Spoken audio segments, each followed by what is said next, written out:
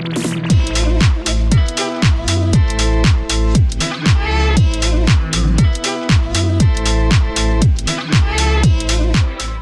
Western styling ನಲ್ಲಿ ಸೀರೆನ ಹೇಗೆ ಉಡೋದು, ಕೇಪ್ ಸ್ಟೈಲಿಂಗ್ ಅಲ್ಲಿ ಹೇಗೆ ಸೀರೆನ ಸಿಂಪಲ್ ಆಗಿ ಕಂಫರ್ಟಬಲ್ ಆಗಿ ಉಟ್ಕೋಬಹುದು ಅನ್ನೋದನ್ನ ಚಶ್ಮಿ ಅವರು ಹೇಳ್ತಾರೆ.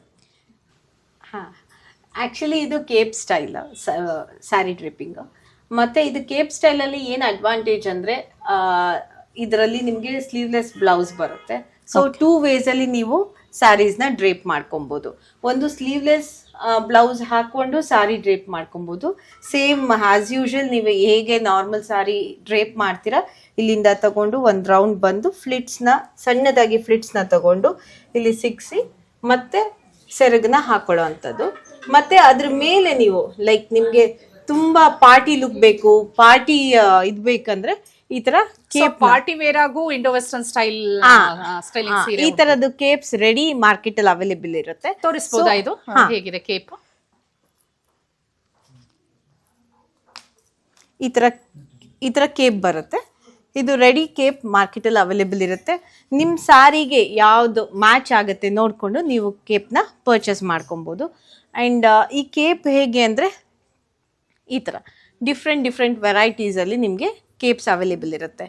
ಆ ಕಲರ್ಸ್ ನಿಮಗೆ ಯಾವ ಸಾರಿಗೆ ಯಾವ ಕೇಪ್ ಸೂಟ್ ಆಗುತ್ತೆ ಅಂತ ನೀವು ನೋಡಿಕೊಂಡು ನೀವು ಹಾಕೊಬೋದು. ಮತ್ತು ಇದರಲ್ಲಿ ನಿಮಗೆ ಸ್ಲೀವ್ಲೆಸ್ ಬ್ಲೌಸ್ ಕೊಟ್ಟಿದ್ದೀವಿ. ಸ್ಲೀವ್ಲೆಸ್ ಬ್ಲೌಸ್ ಜೊತೆಗೂ ನೀವು ಸ್ಯಾರಿನ ಉಡ್ಬೋದು. ಅದು ತುಂಬ ಟ್ರೆಂಡಿಯಾಗಿ ಕಾಣಿಸುತ್ತೆ. ಇನ್ ಕೇಸ್ ನಿಮ್ಗೆ ಇನ್ನೂ ರಿಚ್ ಲುಕ್ ಬೇಕು ಅಂದಾಗ ಕೇಪ್ನ ಯೂಸ್ ಮಾಡ್ಕೊಬೋದು. ಚೆನ್ನಾಗ್ತೀರಾ?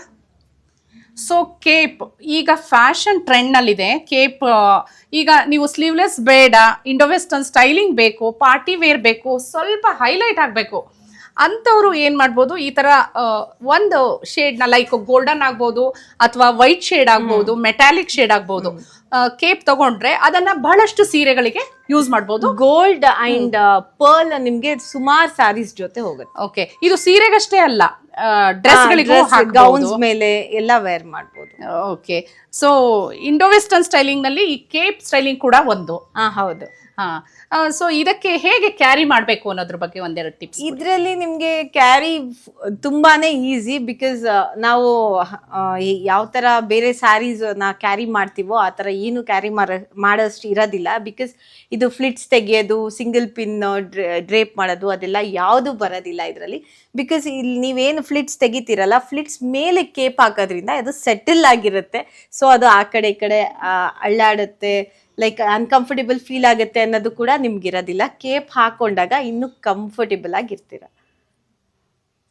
ನೋಡಿದ್ರಲ್ಲ ಹೇಗೆ ಇಂಡೋ ವೆಸ್ಟರ್ನ್ ಸ್ಟೈಲಿಂಗ್ ನಲ್ಲಿ ಸೀರೆನ ಡಿಫ್ರೆಂಟ್ ಆಗಿ ಉಡ್ಬೋದು, ಹೇಗೆ ಹೈಲೈಟ್ ಆಗ್ಬೋದು, ಪಾರ್ಟಿ ಆಗ್ಬೋದು ಅಥವಾ ಯಾವುದೇ ಒಕೇಶನ್ ಆಗ್ಬೋದು.